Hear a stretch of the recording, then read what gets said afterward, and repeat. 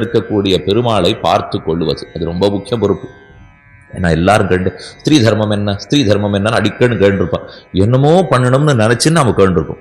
ஏதும் பண்ண வேண்டாம்.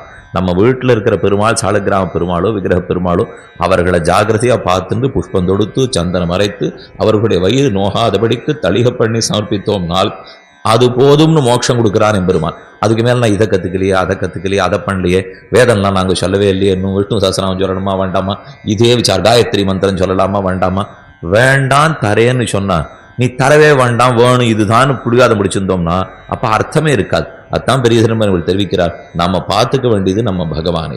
எப்படி பெற்ற குழந்தையை வயிறு வாடாமல் ஒரு தாய் நோக்குவடோ அதை போல பெருமானையும் வயிறு வாடாமல் நோக்க வேண்டும். நோக்கினார்கள். அது கடைசியில உயிர் போகவே தான் இப்ப சொல்லிட்டு போறார் திருமல நம்பிகள். இனி உனது வாயலைகள் இன்னடிச்சல் வைப்பார நாடாயே.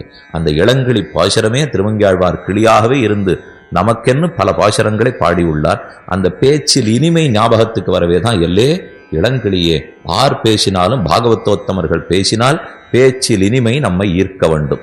அவ உள்ளிருந்து படுத்துட்டே இருக்கா இன்னும் அந்த பேச்சு மாதிரி வெளியில வரல இன்னும் உறங்குதியோ நாங்கள்லாம் வாசல்ல வந்து நின்றுட்டு இருக்கிறச்சே இன்னும் தூங்கிட்டு இருக்கியே இது கூடுமா?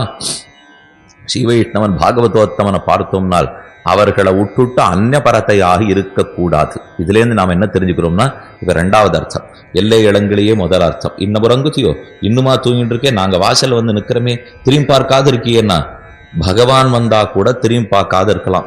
ஆனா பாகவதன் வந்தால் பாராமல் இருக்கவே கூடாது. இது ஒரு பெரிய அபச்சாரமாகி போகிறதுன்னு இந்த இடத்துல தெரிவித்தார். ஓர் கதை பார்ப்போம். அனந்தாழ்வான் திருவேங்கடத்திலே எழுந்தருளி இருந்தார். ராமானுஜருடைய ஆணைக்குட்பட்டு புஷ்ப கைங்கரியம் பண்றதுக்காக அவர் திருவேங்கடத்துக்கு எழுந்தருளினார்.